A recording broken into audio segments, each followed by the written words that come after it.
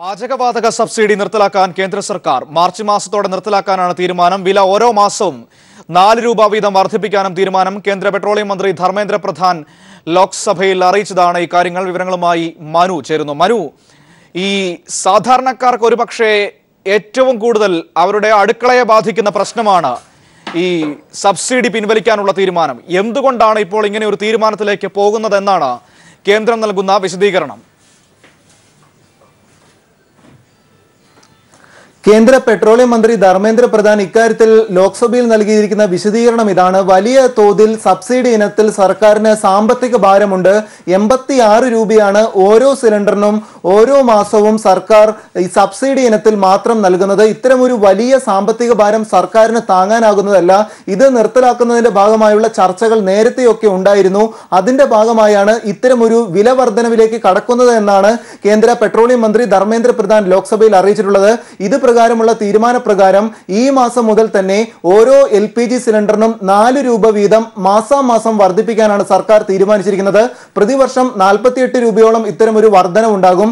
അതായത് സർക്കാർ നൽകുന്ന 86 രൂപയുടെ സബ്സിഡി ഓരോ മാസത്തിലെ 4 രൂപ വർധനവിലൂടെ ഉപഭോക്താക്കളിൽ നിന്ന് തന്നെ നേരിട്ട് ഈടാക്കാനുള്ള ഒരു വിചിത്രമായ തീരുമാനമാണ് സർക്കാർ നിർദ്ദേശിച്ചിരിക്കുന്നത്.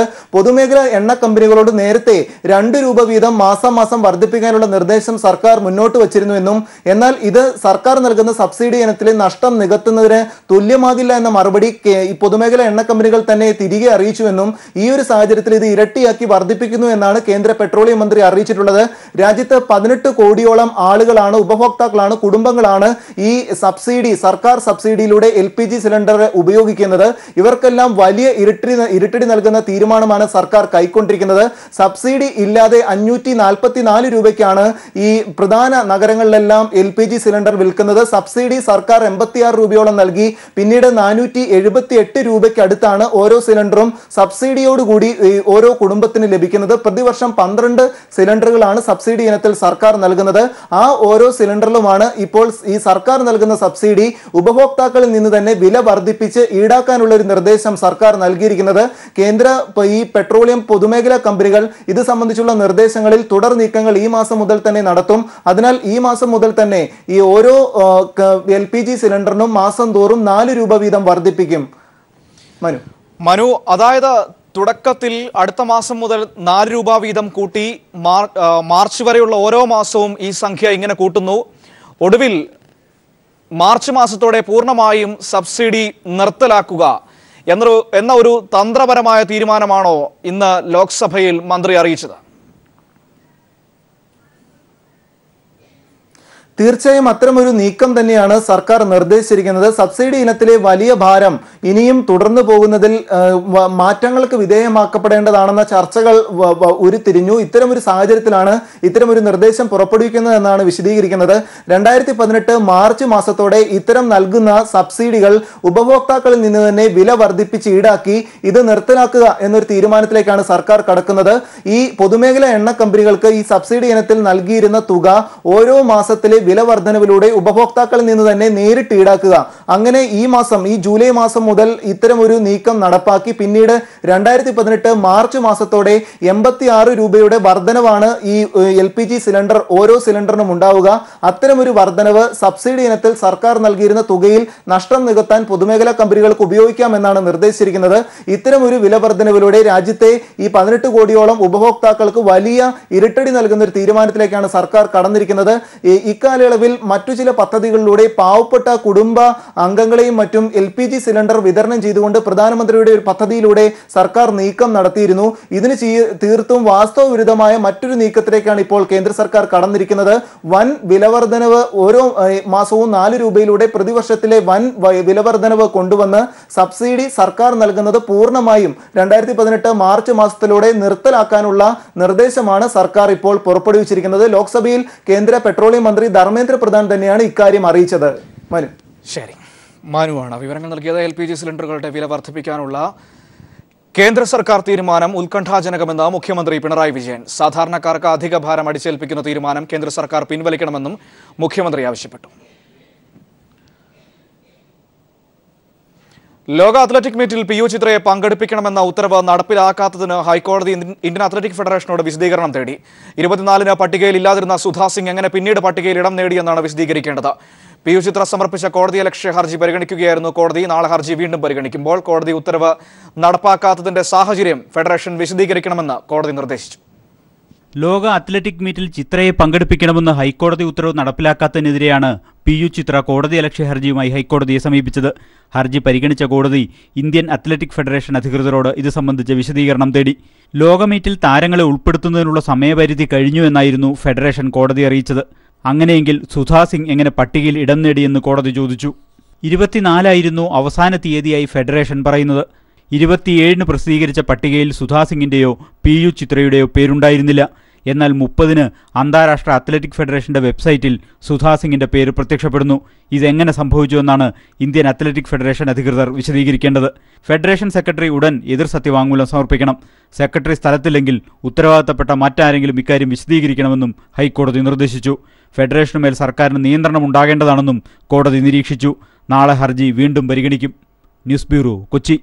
ആദായ നികുതി റിട്ടേൺ സമർപ്പിക്കാനുള്ള സമയപരിധി നീട്ടി. ഓഗസ്റ്റ് 5 വരെയാണ് സമയം നീട്ടിയത്. ഗവർണറെ ഉപയോഗിച്ച് ഫെഡറൽ സംവിധാനം അട്ടിമറിക്കാനാണ് കേന്ദ്ര സർക്കാർ ശ്രമിക്കുന്നതെന്ന് LDF കൺവീനർ വൈക്കം വിശ്വൻ. ജനാധിപത്യ വ്യവസ്ഥ അട്ടിമറിക്കാനുള്ള നീക്കം ജനങ്ങളെ അണിനിരത്തി പ്രതിരോധിക്കും. മുഖ്യമന്ത്രി മാധ്യമങ്ങളോട് മോശമായി പെരുമാറിയിട്ടില്ല. യോഗം സുഗമമായി നടത്താനുള്ള നടപടിയാണ് മുഖ്യമന്ത്രി സ്വീകരിച്ചതെന്നും വൈക്കം വിശ്വൻ കോഴിക്കോട് പറഞ്ഞു. കാരണം ഗവർണർമാരെ സെൻട്രൽ ഗവൺമെൻറ്റിൻ്റെ താൽപ്പര്യമനുസരിച്ച് പ്രവർത്തിക്കുന്നു എന്നൊരു രീതി വരുന്നു. അതൊരു ഫെഡറൽ സംവിധാനത്തിന് തന്നെ എതിരായിട്ടുള്ള ഒരു നീക്കം വരും. സംസ്ഥാനത്ത് നടക്കുന്ന അക്രമങ്ങളുടെ പശ്ചാത്തലത്തിൽ രാഷ്ട്രീയ പാർട്ടികൾ ജാഗ്രത പുലർത്തണമെന്ന് മുഖ്യമന്ത്രി പിണറായി വിജയൻ. സംഘർഷങ്ങളുണ്ടായ ജില്ലകളിൽ ഉഭയകക്ഷി ചർച്ചകൾ നടത്തും. ഓഗസ്റ്റ് 6-ന് വിഷയം ചർച്ച ചെയ്യാൻ സർവകക്ഷി യോഗം ചേരും. CPIM BJP നേതാക്കളുമായി മുഖ്യമന്ത്രി നടത്തിയ ചർച്ചയിലാണ് തീരുമാനം. തിരുവനന്തപുരത്തും സംസ്ഥാനത്തിന്റെ വിവിധ ഭാഗങ്ങളിലുമായി തുടർന്നുവന്ന രാഷ്ട്രീയ സംഘർഷങ്ങളുടെ പശ്ചാത്തലത്തിലാണ് മുഖ്യമന്ത്രി Pinarayi Vijayan CPIM BJP RSS നേതൃത്വവുമായി ചർച്ച നടത്തിയത്. രാഷ്ട്രീയ പാർട്ടികൾ സംഘർഷങ്ങൾ ഒഴിവാക്കാൻ ജാഗ്രത പുലർത്തണമെന്ന് മുഖ്യമന്ത്രി ആവശ്യപ്പെട്ടു. ഒരു തരത്തിലുള്ള അക്രമ സംഭവങ്ങളും ഉണ്ടാകരുത് എന്ന് പൊതുവെ തീരുമാനിച്ചു. രണ്ടു കൂട്ടരും രണ്ട് വിഭാഗത്തിൻ്റെയും അണികളിൽ ഇതുമായി ബന്ധപ്പെട്ടുള്ള ബോധവൽക്കരണത്തിനുള്ള നടപടികൾ സ്വീകരിക്കും. എല്ലാവിധ അക്രമ സംഭവങ്ങളിൽ നിന്നും ബന്ധപ്പെട്ട അണികൾ ഒഴിഞ്ഞു നിൽക്കുന്നതിനാവശ്യമായ ജാഗ്രത രണ്ടു കൂട്ടരും പാലിക്കുന്നതാണ്. പാർട്ടി ഓഫീസുകളോ സംഘടനാ ഓഫീസുകളോ അതേപോലെ തന്നെ വീടുകളോ ആക്രമിക്കാൻ പാടില്ല എന്ന്. തിരുവനന്തപുരത്ത് നടന്ന സംഭവങ്ങൾ അത്യന്തം നിർഭാഗ്യകരമെന്ന് മുഖ്യമന്ത്രി പ്രതികരിച്ചു. സംഘർഷങ്ങൾ നടന്നിട്ടുള്ള തിരുവനന്തപുരം, കോട്ടയം, കണ്ണൂർ എന്നീ ജില്ലകളിൽ ഉഭയകക്ഷി ചർച്ചകൾ നടത്തും. ഉഭയകക്ഷി ചർച്ചകളുടെ അടിസ്ഥാനത്തിൽ ഓഗസ്റ്റ് 6-ന് തിരുവനന്തപുരത്ത് സർവകക്ഷി യോഗം ചേർന്ന് കാര്യങ്ങൾ വിലയിരുത്തും. ഇരുവിഭാഗങ്ങളുടെയും ഭാഗത്തുനിന്ന് പ്രശ്നങ്ങൾ ഒഴിവാക്കാൻ നടപടിയുണ്ടാകണമെന്ന് CPIM സംസ്ഥാന സെക്രട്ടറി കോടിയേരി ബാലകൃഷ്ണൻ പറഞ്ഞു. ഇരുഭാഗത്തു നിന്നും ദൗർഭാഗ്യകരമായ ഒട്ടേറെ സംഭവങ്ങൾ ഉണ്ടായിട്ടുണ്ട്. സംസ്ഥാന തലത്തിൽ നടന്ന ഈ സംഭവങ്ങളെ സംബന്ധിച്ച് ഇരുഭാഗത്തു നിന്നും പറയാനുള്ള കാര്യങ്ങൾ മുഖ്യമന്ത്രിയുടെ മുമ്പിൽ സമർപ്പിക്കുകയുണ്ടായി. അതിനുശേഷം പിന്നീട് എന്തെങ്കിലും പ്രശ്നങ്ങളുണ്ടെങ്കിൽ സംസ്ഥാന നേതാക്കന്മാർ തന്നെ ഇടപെട്ടുകൊണ്ട് തുടർന്നും ഇത്തരം കാര്യങ്ങൾ പരിശോധിക്കണമെന്നാണ് ഉദ്ദേശിക്കുന്നത്. പോലീസിനെ നിഷ്പക്ഷമായി അന്വേഷിക്കാൻ അനുവദിക്കണമെന്ന് BJP സംസ്ഥാന അധ്യക്ഷൻ കുമ്മനം രാജശേഖരൻ ആവശ്യപ്പെട്ടു. പോലീസിനെ നിഷ്പക്ഷമായി സ്വതന്ത്രമായി പ്രവർത്തിക്കാൻ അനുവദിക്കണം. തെറ്റ് ചെയ്യുന്നവർക്കെതിരെ കർശനമായ നടപടി സ്വീകരിക്കാനും നിയമത്തിന്റെ മുന്നിൽ തെറ്റ് ചെയ്തവരെ കൊണ്ടുവരുവാനും പോലീസിന് ബാധ്യതയുണ്ട്. തിരുവനന്തപുരത്തും കോട്ടയത്തും നാളെയും കണ്ണൂരിൽ ഓഗസ്റ്റ് 5-നുമാണ് ഉഭയകക്ഷി ചർച്ചകൾ നടക്കുക. News bureau, Thiruvananthapuram. ഇപ്പോൾ പ്രതിപക്ഷ നേതാവ് രമേശ് ചെന്നിത്തല മാധ്യമങ്ങളെ കാണുന്നു. തത്സമയം 5 ലക്ഷമായി അത് വീണ്ടും കുറച്ചു. ബഹുമാനപ്പെട്ട ഹൈക്കോടതിയിൽ കേസ് വന്നപ്പോൾ ഹൈക്കോടതി ഗവൺമെൻറ് ഉത്തരവ് ശരിവെച്ചെങ്കിലും ഇന്ന് സുപ്രീം കോടതി ഈ ഫീസ് ഘടന മുഴുവൻ റദ്ദാക്കി. നാളെ മുതൽ നടത്താനിരുന്ന കൗൺസിലിംഗ് റദ്ദാക്കി. 7 ദിവസത്തിനുള്ളിൽ സുപ്രീം കോടതിയുടെ വിധി പ്രകാരം ഇനിയും ബഹുമാനപ്പെട്ട ഹൈക്കോടതി ഡിവിഷൻ ബെഞ്ച് പുതിയ ഫീസ് നിർണ്ണയിക്കണം. അലോട്ട്മെൻറ്റ് അത് കഴിഞ്ഞേ കൗൺസിലിംഗ് അത് കഴിഞ്ഞേ പാടുള്ളൂ എന്നാണ് പറയുന്നത്. കേരളത്തിൽ ഒരു കോളേജ് മാത്രമാണ് കൗൺസിലിംഗ് നടത്തിയ, പരിയാരം മെഡിക്കൽ കോളേജ്. ആ പരിയാരം മെഡിക്കൽ കോളേജ് തന്നെ കഴിഞ്ഞ വർഷത്തെ ഫീസ് വെച്ചാണ് കൗൺസിലിംഗ് നടത്തിയിരിക്കുന്നത്. ഈ വിധിയോടുകൂടി അതും റദ്ദായി. നാളെ കൗൺസിലിങ്ങിന് വേണ്ടി കാത്തിരുന്ന രക്ഷകർത്താക്കളും വിദ്യാർത്ഥികളും വലിയ ആശങ്കയിലാണ്. ഇതുപോലൊരു ഗതികേട് കേരളത്തിൻ്റെ ചരിത്രത്തിലുണ്ടായിട്ടില്ല. സെപ്റ്റംബർ 1-ാം തീയതി യഥാർത്ഥ കണക്കനുസരിച്ച് സെപ്റ്റംബർ 1-ാം തീയതി ക്ലാസ് തുടങ്ങേണ്ടതാണ്. ഓഗസ്റ്റ് 1-ാം തീയതി ക്ലാസ് തുടങ്ങേണ്ടതാണ്. ഗവൺമെൻറ് തീരുമാനിച്ചതനുസരിച്ചാണെങ്കിൽ ഓഗസ്റ്റ് 8 മുതൽ 19 വരെയാണ് ആദ്യത്തെ കൗൺസിലിംഗ് നടത്തേണ്ടത്. ഓഗസ്റ്റ് 25-നാകും കുട്ടികൾ ജോയിൻ ചെയ്യണം. ഇപ്പോൾ വരാൻ പോകുന്ന സാഹചര്യം ഒരു കൗൺസിലിംഗ് പോലും സമയത്ത് നടത്താൻ കഴിയാത്ത അവസ്ഥയാണ്. സുപ്രീം കോടതിയിൽ വീണ്ടും പോയി കൗൺസിലിംഗ് നീട്ടാനുള്ള അപേക്ഷ കൊടുക്കേണ്ട സ്ഥിതിയാണ് ഇപ്പോൾ ഉള്ളത്. മാത്രമല്ല ഇനിയും ഉണ്ടാകാൻ പോകുന്നത് സ്പോട്ട് അഡ്മിഷൻ. ശ്രീകാര്യത്ത് RSS പ്രവർത്തകനെ കൊലപ്പെടുത്തിയ കേസിലെ മുഴുവൻ പ്രതികളെയും പോലീസ് പിടികൂടിയതായി സൂചന. സംഭവത്തിൽ നേരിട്ട് പങ്കെടുത്ത ഭായ് രതീഷിനെ പോലീസ് പിടികൂടി. 2ാം പ്രതി വിജിത്തിനെ ശാസ്ത്രീയ പരിശോധനയ്ക്ക് വിധേയനാക്കി. ആക്രമണങ്ങളുടെ പശ്ചാത്തലത്തിൽ ഗുണ്ടാവിരുദ്ധ സ്ക്വാഡ് കാര്യക്ഷമമാക്കാൻ DGP തിരുവനന്തപുരം സിറ്റി പോലീസിന് നിർദ്ദേശം നൽകി. തിരുവനന്തപുരം ശ്രീകാര്യത്ത് RSS നേതാവ് രാജേഷിനെ കൊലപ്പെടുത്തിയ കേസിലെ മുഴുവൻ പ്രതികളും പോലീസിന്റെ പിടിയിലായതായാണ് സൂചന. കേസിലെ മുഖ്യപ്രതികളും കൊലപാതകത്തിൽ നേരിട്ട് പങ്കെടുത്തവരുമായ മണിക്കുട്ടൻ, വിജിത്ത്, പ്രമോദ്, എബി, വിപിൻ, സിബി എന്നിവരടക്കം 11 പേരാണ് പിടിയിലായത്. ഇതിൽ 7 പ്രതികളെ ഇന്ന് കോടതിയിൽ ഹാജരാക്കിയ ശേഷം 14 ദിവസത്തേക്ക് റിമാൻഡ് ചെയ്തു. കൃത്യത്തിൽ നേരിട്ട് പങ്കെടുത്ത ഭായ് രതീഷിനെ മംഗലപുരത്ത് നിന്ന് വൈകുന്നേരത്തോടെ പിടികൂടിയിട്ടുണ്ട്. സംഭവ സ്ഥലത്ത് നിന്ന് ലഭിച്ച തെളിവുകൾ ശാസ്ത്രീയമായി ഉറപ്പിക്കുന്നതിനു വേണ്ടി 2ാം പ്രതി വിജിത്തിനെ മെഡിക്കൽ കോളേജിലെ ഫോറൻസിക് പരിശോധനയ്ക്ക് വിധേയനാക്കി. നഗരത്തിലെ ഗുണ്ടാ സംഘങ്ങളെ അമർച്ച ചെയ്യുന്നതിന് ഗുണ്ടാ സ്ക്വാഡിന്റെ പ്രവർത്തനം കാര്യക്ഷമമാക്കണമെന്ന് DGP സിറ്റി പോലീസിന് നിർദ്ദേശം നൽകി. സംസ്ഥാന നോഡൽ ഓഫീസർ P. പ്രകാശിന്റെ നേതൃത്വത്തിൽ DCP അരുൾ RB Krishna, assistant commissioner Suresh കുമാറും ഷാഡോ സംഘങ്ങളും ഗുണ്ടാവേട്ടയിൽ പരിശീലനം സിദ്ധിച്ചവരും ഉൾപ്പെട്ടതായിരിക്കും സംഘം. BJP DYFI പ്രവർത്തകർ തമ്മിലുണ്ടായ സംഘർഷത്തിൽ BJP പ്രവർത്തകരെ രാജേഷ് സഹായിച്ചതിനുള്ള വിരോധം കൊണ്ട് കൊലപ്പെടുത്തിയെന്നാണ് പോലീസിന്റെ FIR റിപ്പോർട്ടിൽ പറയുന്നത്.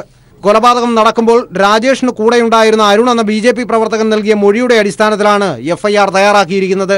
അറസ്റ്റ് രേഖപ്പെടുത്തിയ പ്രതികളെ പോലീസിന്റെ കനത്ത സുരക്ഷയിലാണ് ജയിലിലെത്തിച്ചത്. സംഭവത്തിന് പിന്നിൽ ഗൂഢാലോചനയുണ്ടോ എന്ന കാര്യവും പോലീസ് അന്വേഷിക്കുന്നുണ്ട്. Medical college circle inspector C. ബിനുകുമാറാണ് ശ്രീകാര്യം കൊലക്കേസ് അന്വേഷിക്കുന്നത്.